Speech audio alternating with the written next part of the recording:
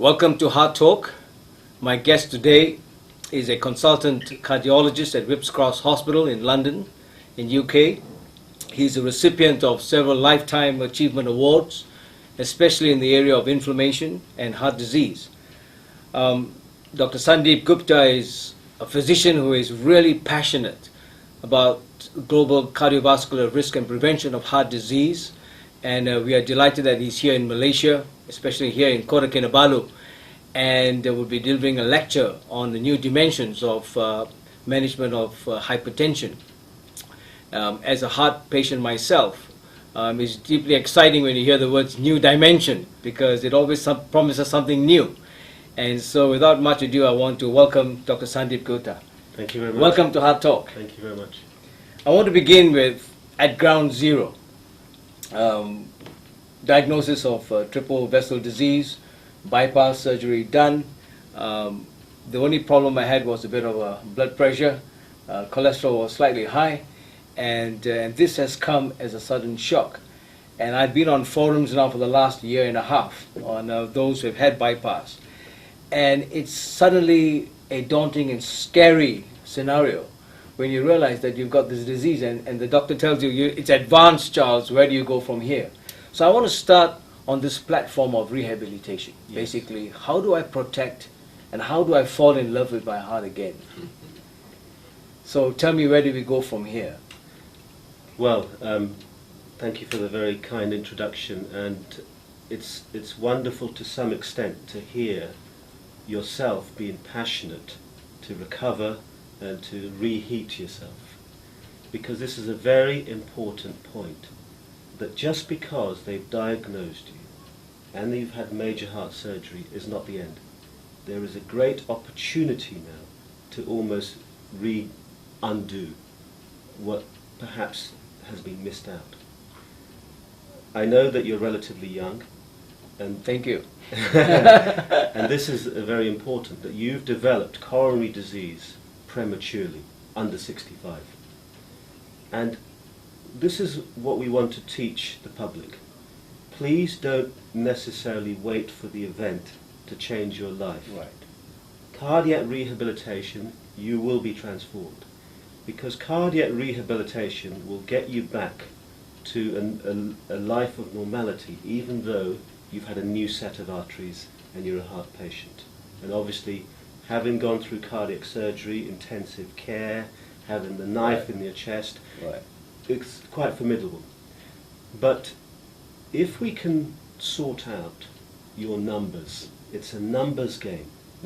Whether it's the blood pressure, 130/70, whether it's the cholesterol, 4 millimoles, or 160 milligrams per deciliter, whether it's your blood sugar, whether it's your waist circumference, aim for 32 inches. Okay. Whether it's your BMI, whether it's your, I don't think you're a smoker. No.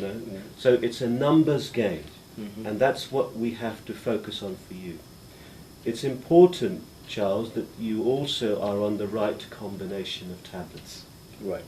You know, like we have the Fab Four, the Beatles. I grew up with them. You have to be on the Fab Four drugs.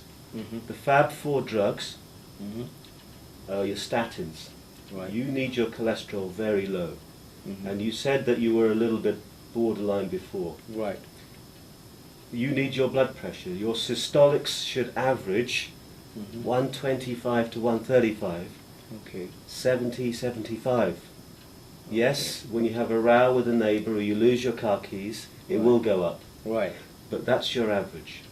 Your blood sugar should be optimal, your weight, and your diet, and also physical activity. Sure. What we're saying to patients is to move away from worrying about exercise. Physical activity. You're in a lovely place like Kota Kinabalu, brisk walk. Right. Or, you know you have to take the bus, Right. go for the second bus stop. Okay. Think about 30 a day. That's not cigarettes. Right. It's 30 minutes of physical activity. And you can split that up. 10 minutes of 3 lots, or 2 lots of 15. Break out your day and just tell your staff, I'm off, and go up and down the stairs. If you like walking the dog, if you like hoovering, If you like washing the car, if you Right. like doing Bhangra, 30 minutes a day. So this is what we have to instill with the public as well.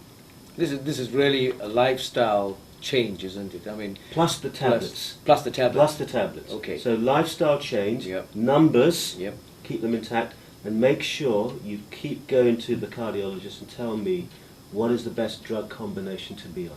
Right. Because medicine is always advancing, new molecules. I mean, tonight I'm going to give a lecture on a relatively new combination. You have two powerful weapons.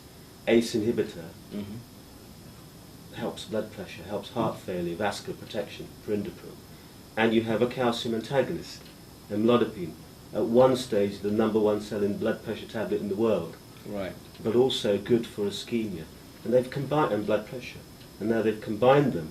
And so it may be another option if your blood pressure control is not optimal to go for something like that. So you want to be able to be on the state-of-the-art medication.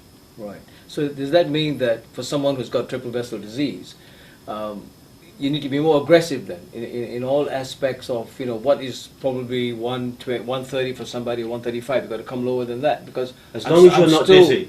The moment you get Right. dizzy, Right. that's the threshold. Okay. It's okay. almost, it's a very simplified way of looking at it, because Okay. you don't want to go too low. Right, sure. But we have a big problem in Malaysia and UK. Right. There are too many people who are way out of control. Right. Control of blood pressure, maybe 30-40%, even though people are on tablets. So you're right, sorry to interrupt. Sure, but, sure. But you're right. You are now on secondary prevention. Primary prevention is the people who've not had a bypass or a heart attack or a stroke Right. yet, and we're controlling risk factor. You are in a different ball game. You're more valuable. Right. You've had a very expensive operation. Yeah. You've had a life-saving operation. And there is very good evidence to keep your vein grafts and the lemur graft Yep. open, lower the better. Right. Triglycerides, LDL, systolic, heart rate. Okay. We want your heart rate averaging 60. Right. I mean, you talk about LDL and the HDL. I mean, Yeah. I always come back after my cardiologist, and he looks at it and he says, okay, it's 1.3, 1.4 for the LDL, millimoles. But he keeps talking about the HDL. And so I go back home and I kept wondering now, he says, go for your HDL. What is your HDL? And right now it's about 1.2, 1.3 millimoles. I mean, is this something that, you know, we got to get bogged down with? You know, You're right that no drug, unfortunately, has become available that boosts up the HDL and has been proven to make a difference. Okay. Now, when we see South Asian origin patients, when we see diabetics, when we see young MIs, often the HDL is low. So it is a risk factor. So a low HDL has been shown to be highly prevalent in early coronary disease. But the evidence of boosting up the HDL and giving you more years of life isn't there. Okay. So don't get worked up Yep. by doing that. The lower you can lower the LDL, Right. you'll be better off. So don't get too worked up. They say increase in physical activity, the odd glass of red wine, good quality stuff, Right. may help. But don't worry about the drugs to boost up the HDL. Because Okay. there is one, but it causes so many side effects, and it hasn't been proven to alter outcome. Okay. The outcomes are altered by lowering the LDL. Okay. Now, how aggressive is this disease in a family? One of the bits of research that I was involved with many years ago was looking at the role of other risk factors. Okay. And as you say, that why is it that if you're a non-smoker, everything else was borderline, why do you end up with moth-eaten vessels? So that's why we've always been hunting for new risk factors, novel risk factors. The work that we looked at was infection with the organism chlamydia pneumonia, which is almost like the helicobacter of the heart. Right. And you can imagine the excitement that if an organism is linked with coronary disease and you can eradicate the organism with antibiotics, wow, you would wipe out coronary disease. A number of studies, including ours, was done, but the subsequent trials were neutral, didn't make a difference. Right. It's a bit like the folic acid story. Okay. Now, homocysteine has been shown to be linked with thrombosis, stroke, coronary disease. But the moment you lower homocysteine with folic acid, the trials, we're all neutral. Okay. It's like, you've got to only intervene and say a risk factor is proven if the intervention works. Okay. Does that make sense? Yeah, so yeah, we identify cholesterol as a risk factor, and we show if you lower the bad cholesterol, outcome is improved. Okay. So the original inflammation, infectious story, that's on hold. Okay. We have re-upgraded the major risk factors. So again, if we look at your case, whichever bits you fit in, cigarettes, I mean, they say wherever you are on the planet, 80% of all heart attacks, from Johannesburg to Kotokinabalu to Edinburgh to Sydney to Lahore, 80% are explained by 4 risk factors: cigarettes, diabetes, cholesterol, and blood pressure. Then you can populate the genes, father's history or uncle's history, the lack of physical activity, the high-fat diet, the samosas, and the nasi lemak with 3 times eggs, whatever. So then you can other things, but those those 4 main risk factors are our targets.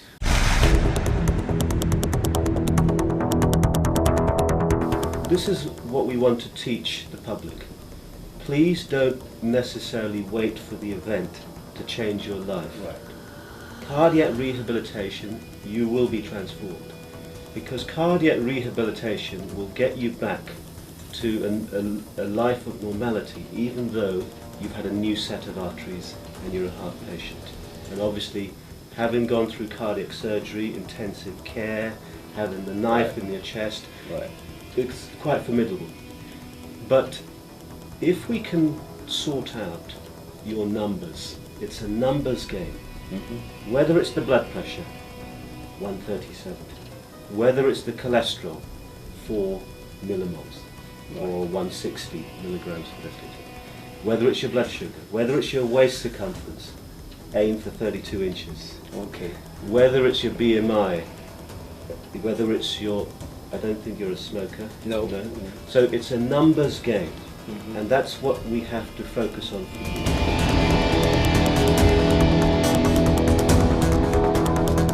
There is very good evidence to keep your vein grafts and the lemur graft open, lower the better.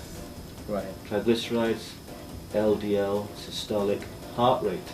They say wherever you are on the planet, 80% of all heart attacks, from Johannesburg to Kotokinabalu to Edinburgh to Sydney to Lahore, 80% are explained by 4 risk factors: cigarettes, diabetes, cholesterol, and blood pressure. Then you can populate the genes, father's history or uncle's history, the lack of physical activity, the high-fat diet, the samosas, and the nasi lemak with 3 times eggs, whatever. So then you can other things, but those those 4 main risk factors are our target.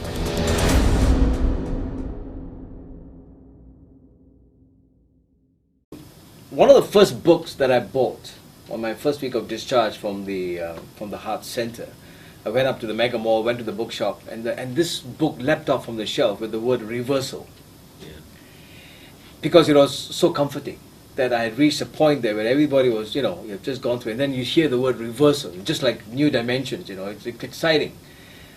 Tell me, when the report comes up in front of me and says 65-75% block, can that be reversed? I mean, I thought that this was a chronic disease, and and it's all, that's it, and nothing in that vessel is going to reverse it. Yeah. Are you saying before your bypass? So they've shown you the plumbing, well, they've shown you the anatomy. Yeah. Bang, bang, bang. Yep. Before you have a bypass, your question is, can you intervene yourself? That's right. Very few of the drugs have been shown to reverse. There is some evidence if you have high potent statin, so you're talking 40 to 80 milligrams, can stabilize the process. There was a study called Asteroid where they used 40 milligrams of rosuvastatin, and they managed to lower LDL -50, -60%. and HDL actually came up as well. Right. They showed in that study, where they followed up patients' arteries, there was some degree, but it's millimeters.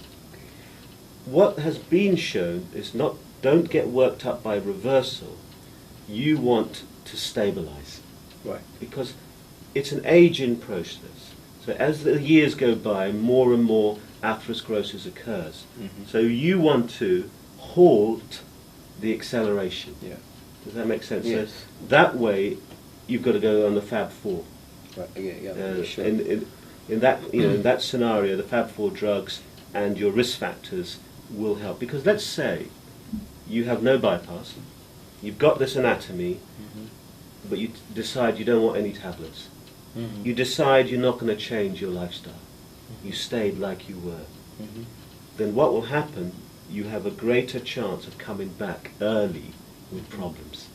Right. Does that make sense? Yeah, sure. By addressing your lifestyle, getting the right medications, and also revascularization, you suddenly improve your outcome. Right. I mean, it's amazing because this has been going on for many years, I'm sure. Yes. And so what the heart surgeon who did me said that there was a whole pattern of revascularization that was going on behind the scenes, all the collaterals were working and all that, and that was keeping the heart alive. That's the remarkable. I mean, our coronary circulation, is remarkable because of the facility that for some patients you can grow new. You can have an auto bypass. Yeah. Yeah. Your artery is blocked. Right. But for some reason, the other side grows a new vessel, and So you stabilize.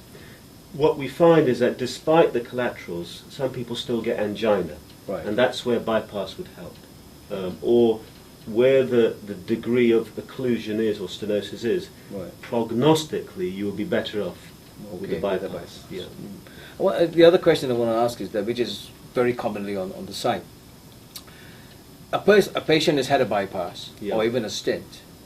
Can he have a heart attack?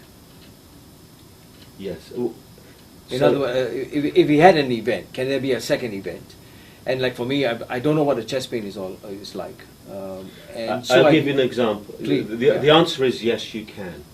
So despite having life-saving stent, proximal LAD when you have your heart attack, or a bypass electively like you had, right. yes, your outcome is improved, but you can still block off. And this is especially if you don't sort out the secondary prevention and the risk factors are still not controlled. Your risk is... So don't think necessarily you're cured for life. Right. You still, as you said at the start, you still have to respect your grafts. Yes. And even your own native vessels, you can stabilize them if the cholesterol remains low. So unfortunately people do still have events, but a heart attack and unstable angina can happen at any course, but you can minimize it by addressing these things. Fantastic. And the best example I have that people will know is Bill Clinton. Bill Clinton was similar age to you when he had bypass surgery, and he had again a few risk factors. And my understanding is 6 years after his bypass, he didn't have a heart attack. I think he had a limited one, but he needed a stent. Right. So that's the other thing, that even though you've had one bypass, so many of our patients may come back 10, 15 years later needing another one or a stent. Right. So it's just how long can you keep away from the cardiologist and the surgeon? Yeah? That's right. Yeah. They say, this is. You don't want to meet a cardiologist that often. You're right. I mean, it's true. Is the disease process in the arteries still the same as it was in the veins? The reason why I ask this is this, because I do vein work, varicose veins and all that. And so when we put in the sclerosing agent, and Adzim, who is the sonographer, 3 days later we have a look at it, it's solid, it's a pipe, it's dead. And when you read the word atherosclerosis, and you think that this is going on, in the vessels in the arteries. My question is, does the vein grafts, is it the mechanical work that is going on with the pressure into the vein grafts, or is it the same piping system that is rusting in between? Well, if we differentiate the veins, because I presume you had a lemur graft. Yes, yep. That is a gift. Yeah. The lemur is your gift, because evidence shows the lemur, one artery, that doesn't get atherosclerosis. Right. Why do we get atherosclerosis in the neck, Yeah. in the leg, Yeah. in the aorta, I mean, in the coronary? this is what I asked the heart Fascinating. surgeon. I mean, where you're taking it from? He said, your lima, of Yeah. course. It's one And, vessel, and there's lots of theories why, and it's also the radial artery. Yeah, right. And you know, for some surgeons, they've been using the radial as a graft. Uh-huh. And you know, we do angiography now from the radial artery. Very rarely do you get atherosclerosis. Now, one theory is it's a straight vessel. Okay. There's no tortuosity, there's no bends, Right. and by being straight, you have less shear stress. Mm. So it's the bendy things, like the vessel, coronary vessels, Yeah. where you get atheroma. That's one theory. Okay. I think, you know, people have looked at other theories.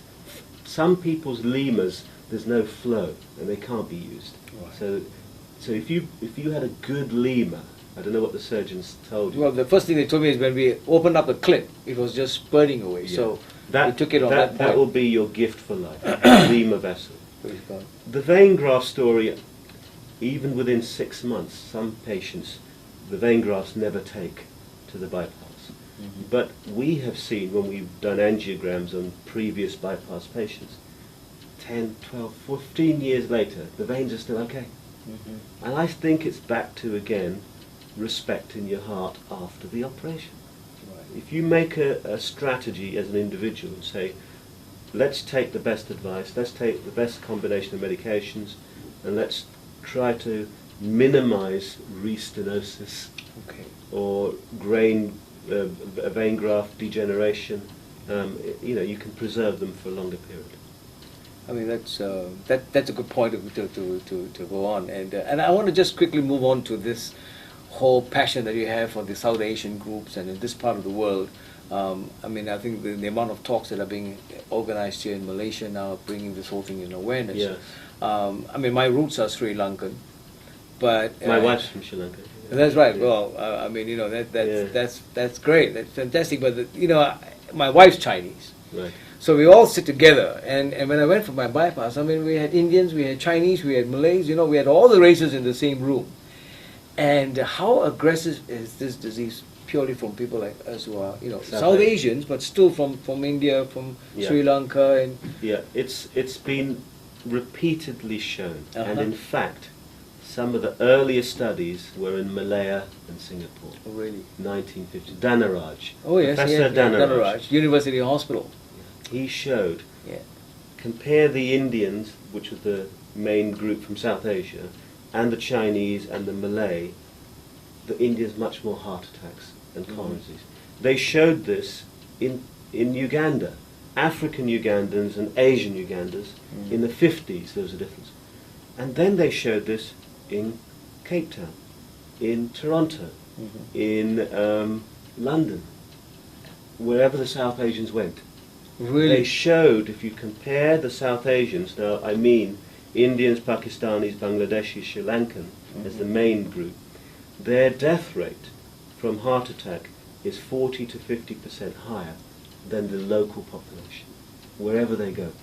And what we have shown, the disease happens 10 years early. Really? I mean, So you almost fit the bill, that, you know, you've Yeah, right. developed at a premature age and your South Asian origin. Your next question is going to be, so why? yeah. So despite 50 years of work, we still don't know the answer. Really, Sandy. But it's divided with the gene and the environment. Right. So the gene means something in South Asians triggers premature.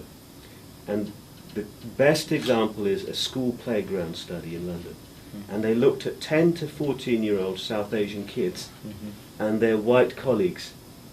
And they found as early as 10 to 14, the South Asian kids had more insulin resistance and higher insulin. So that's an early marker of future diabetes and heart disease. Okay. So we have to take the view, if you originate from the South Asian origin, you have a genetic risk. Right. Once you abuse that with risk factors like cigarette smoking, lack of exercise, ghee and abnormal, you make that risk worse. Okay. I suppose analogy is with the African Caribbean population. I don't know if you're aware that they have more stroke. Right. Yeah? And we don't know the answer. They have more hypertension, but they have low coronary disease. Okay. So I think there is, in cultural groups, there is different variation. But South Asians, premature coronary disease. I mean, is there a place for stress coming in? I mean, when they immigrate into all these countries, they're under tremendous stress to make it happen, make it work. Yeah. You know, I think, again, we're moving away from the traditional risk factors, but you're right. Stress could be a cofactor. It's wrong to put stress as the number one sure. when you're a smoker, overweight, and your cholesterol's high and your blood pressure's not controlled. Right. So I think we've got to prioritise. But I think the stress thing is difficult because your stress is someone else's fun and games. Right. It's relative. Yes. Right. So I suspect it's the handling of stress, Okay. how people cope, Okay. maybe. But I think they have looked at this effect of immigration. Right. Going to a foreign land, having to work hard and Sure. keep up. Cofactor probably. Well, in closing, and you know, with the benefit for many of others who have got the same platform that I'm on now, can we live a long, full, quality life? I mean, you've gone through all the steps that we have to do, but the take home is enjoy it while you can. Enjoy the limitations, is what my heart surgeon said. You know. Yes. I think that What's the take home flag for us? today's 80-year-olds are last year's 70-year-olds. We're living longer. Right. It's still, and probably I'm a bit flippant saying this, it's not easy to die. It's not easy to die. What is easy is to spend years of morbidity, Right. needing an amputation, needing your third bypass, Right. needing an oxygen cylinder, in and out of hospital heart failure. Right. So we have to, as you say, balance the length of life with quality of life. And to do both of those, you have to do the same thing. Right. Fab4 drugs, if you're secondary prevention, and looking at your risk factors and your numbers game. Mm-hmm. And also, what we have to instill is that the physician, the surgeon, health professionals have a duty and a role, Mm-hmm. but so does the individual. Yeah. I mean, you're And right. it's a deal. It's a good deal, because at the end Has of the to day, be. you find that the heart is right in there and you don't look at it, and so you ignore it. I use the analogy that if you have an aspirin a day, Mhm. it thins your blood. If you have a cigarette a day, it thickens your blood. That aspirin isn't working. Yeah, right. Yeah, yeah. And so I think that a lot of it is education. We're in a privileged profession. Mm. We have some education. We have some knowledge. We have access. Unfortunately, the world has inequality, Mhm. and so many populations, rural or impoverished, lower social class, don't have the education, don't have the access, don't have the affordability. So what we would also like to do is to get an even playing field for the Right. whole population. Right, You know, sure. why should it be if you've got the money you get the best operator? Mhm. And so I think that we have another duty as health professionals, but it can't be all our job. Sure. It's Sure. also our government and legislation as well. And sometimes with all the knowledge, you still live that life of denial, and Yes, and then exactly. continue until it really hits you. Yeah. But with that, Dr. Sandy Gupta, thank you very much for Very being good. heart talk. Thank you. Listen, Did you learn anything, guys?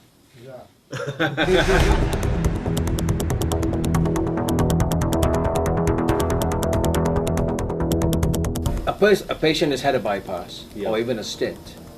Can he have a heart attack? The answer is yes, you can. So despite having life-saving stent, proximal LAD when you have your heart attack, or a bypass electively like you had, Right. yes, your outcome is improved, but you can still block off. And this is especially if you don't sort out the secondary prevention and the risk factors are still not controlled. Your risk is... So don't think necessarily you're cured for life. Right. You still, as you said at the start, you still have to respect your grafts. Yes. And even your own native vessels, you can stabilise them if the cholesterol remains low. So unfortunately people do still have events, but a heart attack and unstable angina can happen at any course, but you can minimise it by addressing these things. Thank you.